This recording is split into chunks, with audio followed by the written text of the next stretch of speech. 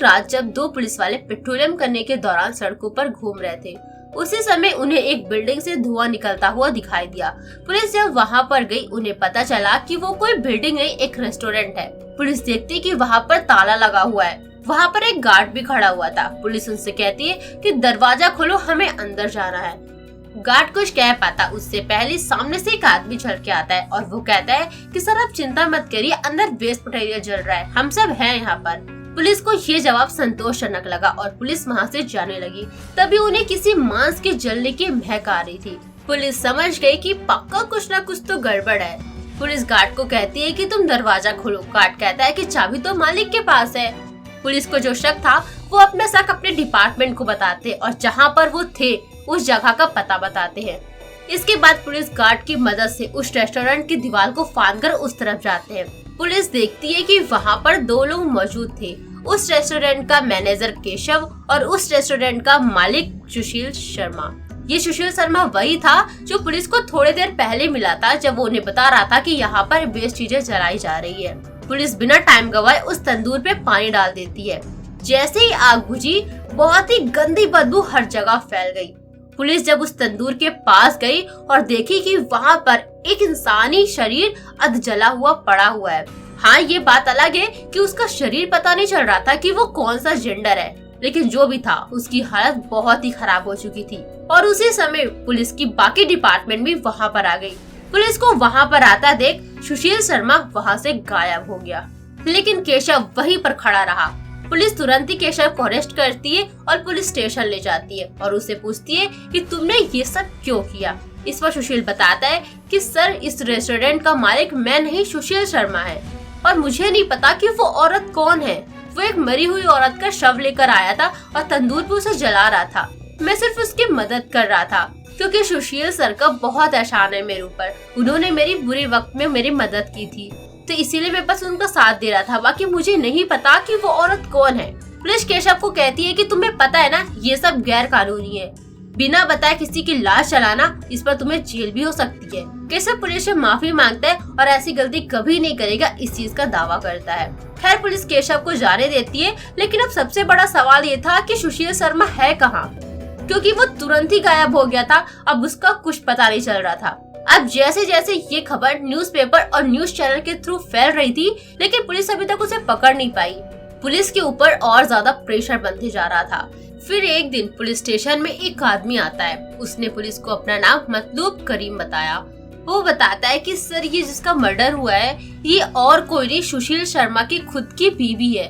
उसने अपनी बीवी का मर्डर कर दिया। लेकिन जब तक सुशील शर्मा नहीं मिल जाता, किसी भी बात पर ऐसे हम यकीन नहीं कर सकते। लेकिन फिर एक दिन बेंगलुरु पुलिस का दिल्ली पुलिस के पास कॉल आता है और वो उन्हें बताते हैं कि सुशील शर्मा ने अपने आप को सरेंडर कर दिया। ये बात सुनते ही दिल्ली पुलिस भी थोड़ा सा शॉक हो गई कि जब उसे सरेंडर करना ही था तो वहाँ से भागा क्यों।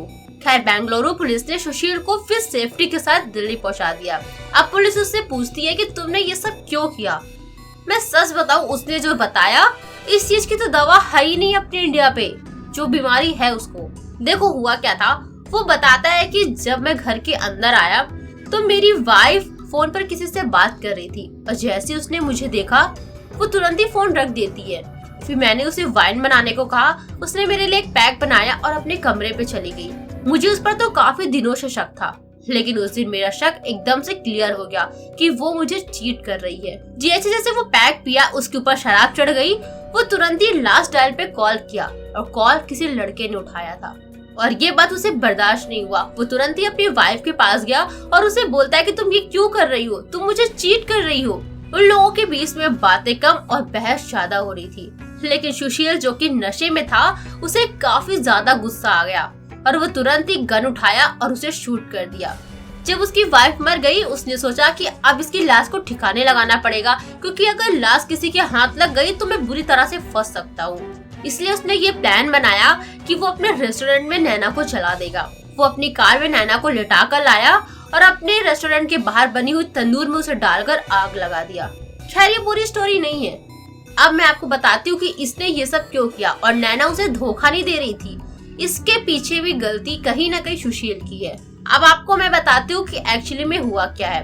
आपको याद है मैंने आपको वीडियो की स्टार्टिंग में बताया था कि एक आदमी पुलिस स्टेशन जाता है और वो पुलिस को बताता है कि जिसकी मौत हुई है ये और कोई नहीं बल्कि सुशील की वाइफ है। तो बात ये है कि करीम, नैना और सुशील ये तीनों एक ही कॉलेज में पढ़ा करते थे। तीनों एक ही कॉलेज के स्टूडेंट थे। अच्छे से तीनों के बीच में दोस्ती थी, लेकिन करीम और नैना दोनों एक दूसरे से प्यार करते थे। जब इन दोनों ने शादी करने की सोची तो इन दोनों के पेरेंट्स ने साफ मना कर दिया, क्योंकि जो नैना थी वो सिख थी और जो करीम था वो मुसलमान था। अब फैमिली के प्रेशर में आने की वजह से जो करीम था वो अपने धर्म की एक लड़की से शादी कर लेता है, लेकिन नैना जो कि बहुत ही उदास हो जाती है, अंदर से टूट जाती है जब करीम की शादी होती है। इस टाइम उसे सहारा देता है सुशील शर्मा। अब सुशील शर्मा जो कि उसके बुरे वक्त में उसका साथ दिया था, तो इन दोनों के बीच में भी काफी नजदीकियां बढ़ जाती और इन दोनों ने भी शादी कर ली। लेकिन इनकी हैप्पी लाइफ कुछ ही दिनों तक चली, मतलब उसके बाद इन दोनों के बीच में लड़ाइयाँ होना शुरू हो गई। सुशील पॉलिटिक मेंबर भी था। वो लोगों के सामने बहुत ही शरीफ बना करता था। लोगों के सामने एकदम से ऐसा लग रहा था कि उससे ज्यादा शरीफ इंसान इस दुनिया में नहीं है। लेकिन वो जब घर आता था वो अपनी वाइफ नैना को बहुत ही मारता पीटता था, टॉर्चर किया करता था उसे। सुशील नैना को अपने फ्लैट में बंद करके रखा करता था ताकि वो आस पड़ोस के लोगों से मिल ना पाए और अपनी मन की बात उन्हें ना बता पाए, जिससे वो फंस सकता है। अब जो कि नैना काफी अकेले थी, वो किसी से बात नहीं कर पा रही थी, तो वो काफी डिप्रेशन में भी जाने लगी। इसी समय उसे याद आया कि उसका एक दोस्त था कॉलेज में जिससे वो शादी भी करना चाहती थी, वो उसकी मदद जरूर करेगा। वो करीम के पास फोन लगाती है और अपना हाल बताती है कि कैसे सुशील उसे बहुत मारता पीटता है। इन सभी से परेशान होकर नैना एक फैसला करती है कि वो ऑस्ट्रेलिया में जाकर शिफ्ट हो जाएगी और अपनी जिंदगी एक नए सिरे से शुरू करेगी। जब वो ये बात करीम को बताती है और उससे कहती है क्या तुम मेरी मदद करोगे, इस पर करीम तैयार हो जाता है। सब कुछ सही था। अब बारी आती सुशील को बताने की। जब नैना सुशील को बताती है वो बहुत ही गुस्सा हो जाता है कि नैना उसे छोड़कर जाने वाली है। उससे भी ज्यादा वो और गुस्सा तब हो जाता है जब उसे पता चलता है कि करीम भी उसकी मदद कर रहा है, मतलब शादी के बाद भी वो करीम से टच में है। सुशील को इस बात पर बहुत गुस्सा आती है। वो सीधा गन उठाता है और नैना को शूट करना शुरू कर देता है। वो जानबूझकर मिस शूट करता है ताकि नैना डर जाए और दोबारा घर से बाहर जाने के बारे में सोचे भी ना। ऐसे कुछ दिन बीत गए। वो आए दिन आता और नैना को टॉर्चर करता। फिर नैना के हाथ में कुछ ऐसे सबूत लगे जिससे सुशील तुरंत ही उसकी नजर से उतर गया, और वो सबूत थे सुशील के शर्ट पे किसी लड़की के लिपस्टिक के निशान। उसे समझ में आ गया था कि सुशील उसे चीट कर रहा है, लेकिन यहाँ पर यह था कि सुशील उसे ना ही जाने दे रहा था और ना ही सुख चैन से उसके साथ रह रहा था। फिर आ गया 2 जुलाई का दिन। वो देखा कि नैना किसी से फोन पर बात कर रही है और उसे देखते ही वो फोन रख देती है। इससे वो काफी गुस्सा हो जाता है और उसे शूट कर देता है। यहाँ पर सुशील के सिर पर सिर्फ और सिर्फ शक का भूत था और ऐसा कुछ नहीं था। बेचारी नैना जो कि सिर्फ सुख चैन से रहना चाहती थी, लेकिन सुशील ने बहुत ही गलत कर दिया उसके साथ। सुशील ने जो क्राइम किया था, सुप्रीम कोर्ट ने उसे मौत की सजा सुना दी, लेकिन काफी लंबे समय तक जब वो जेल में रहा उसकी बारी ही नहीं आई। सुशील का बर्ताव कैदियों के साथ और पुलिस के साथ बहुत अच्छा था, इसीलिए उसकी सजा मौत से कम कर दी गई। सिर्फ 23 साल की सजा हो गई उसे। 23 साल बाद जब वो बाहर आया और उससे पूछा गया अब आप बताइए आपकी क्या सोच है, इस पर वो कहता है कि मुझे बहुत अफसोस हो रहा है कि मैंने अपनी वाइफ को मार दिया। हाँ मैं मानता हूँ मेरे अंदर एंगर इशू है। काश उस दिन मैंने अपना गुस्सा कंट्रोल किया होता और बैठकर हम दोनों आराम से बात की होते, तो आज मेरी बीबी भी जिंदा होती और इतने साल जो मैंने अपनी जेल में बिताए हैं वो मेरे बच जाते। अब जो हो गया उस पर मैं कुछ कर नहीं सकता, लेकिन हाँ मैं इतना जरूर कह सकता हूँ कि जेल में मुझे बहुत कुछ सीखने को मिला। जेल में मुझे ये सीखने को मिला कि कैसे हम अपना एंगर इशू कंट्रोल कर सकते हैं। जेल पे हमें बहुत कुछ सिखाया गया। सो ओके गाइस, तो सुशील को उसके किए की सजा मिल गई है। उसे अफसोस भी है कि उसने अपनी वाइफ का मर्डर कर दिया।